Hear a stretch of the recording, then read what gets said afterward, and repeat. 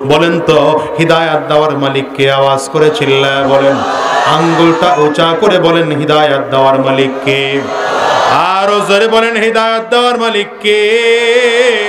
এই জন্য বার আল্লাহর কাছে হিদায়াত চাইবো, দুনিয়ার কারো কাছে হিদায়াত চাইবো না।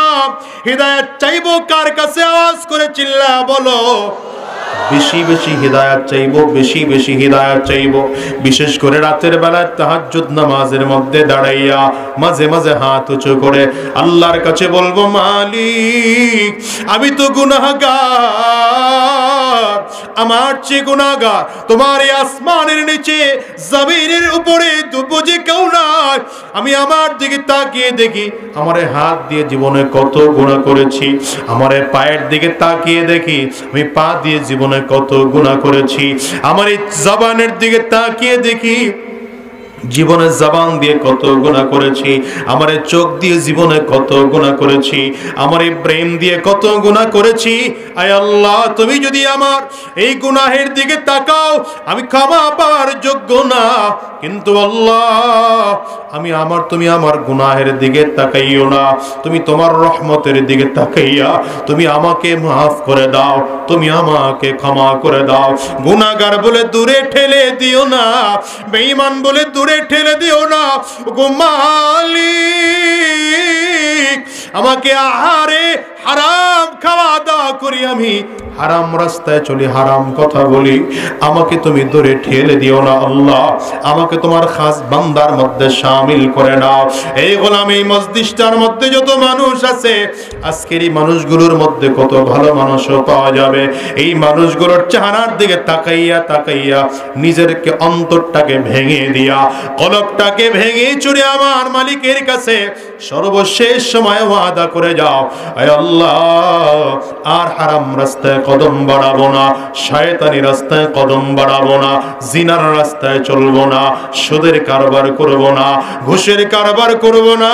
আয় আল্লাহ, কোন দিন জমিন থেকে বিদায় হয়ে যাব জানি না, জমিন থেকে যেদিন বিদায় হয়ে যাব হিদায়াতওয়ালা বানায়া জমিন থেকে নিও, ঈমান নামের দৌলত দিয়া জমিন থেকে নিও। আল্লাহ জাহান্নামের আসামি বানায়া জমিন থেকে নিও না, জান্নাতের মেহমান বানায়া জমিন থেকে নিও। ও দুনিয়ার মুসলমানেরা, আজকের এই মাহফিলটাতে শেষ সময়ে আমিরুল মুজাহিদিন হযরত পীর সাহেব চরমনায়ের হাতে হাত দিয়া জনমের তরে ওয়াদা করে বের হইবা, আর হারাম রাস্তায় চলবো না, শয়তানের রাস্তায় চলবো না, হারাম রাস্তায় কদম বাড়াবো না, কোরআন ও সুন্নাহ অনুযায়ী নিজের জীবন সাজাবো, কোরআনের পথে চলবো। কারা কারা তৈয়ার আছো? দুইটা হাত উঁচা করে আল্লাহকে দেখাও, আওয়াজ দিয়া চিৎকার করে জোরে ডাক দাও আল্লাহ, আরো জোরে ডাকো আল্লাহ, জবান খুলে আওয়াজ দিয়া ডাক দাও না আল্লাহ। ওগো দয়ার মালিক, সবাই মিলে ওয়াদা করলাম আর হারাম রাস্তায় চলবো না, শয়তানি রাস্তায় কদম বাড়াবো না, জীবো না, সুদের রাস্তায় চলবো না, ঘুষের রাস্তায় চলবো না। আল্লাহ তুমি কবুল করে নাও, কবুল করে নাও। চিৎকার করে বলো আমিন, জবান খুলে আওয়াজ দিয়া জোরে সরে বলো আল্লাহুম্মা আমিন। মাওলার ইশকে জালে আগুন নেভাইলে যে নিভে না, জলে পড়ে ছাই হইল এই যে পাগলের সিনা, জলে পড়ে ছাই হইল এই যে পাগলের সিনা। আমার প্রিয় ভাইরা, সময় আর নিতে পারছি না। আমি যে কথা বুঝাতে চেয়েছিলাম, হিদায়াতের মালিক একমাত্র কে? আওয়াজ করে বলেন। সুতরাং আল্লাহর কাছে সব সময় হিদায়াত চাইব। রাজি আছি তো ইনশাআল্লাহ?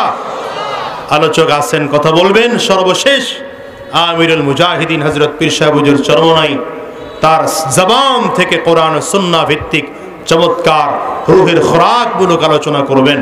আমি অসুস্থ শরীর নিয়ে যতটুকু কথা বললাম, আপনাদের কাছে দোয়া চাই, আল্লাহ যেন ভুল ত্রুটিগুলো মাফ করে দেন, আর আল্লাহ যেন দ্রুত সুস্থ করে দেন, কারণ দ্বীনের খেদমত অসুস্থ থাকা অবস্থায় করা যায় না।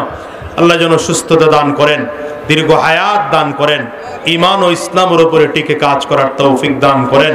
সবার কাছে দোয়া চাই, সবার জন্য দোয়া করি। আমা তৌফিকি ইল্লা বিল্লাহ। আসসালামু আলাইকুম ওয়া রাহমাতুল্লাহি ওয়া বারাকাতুহু।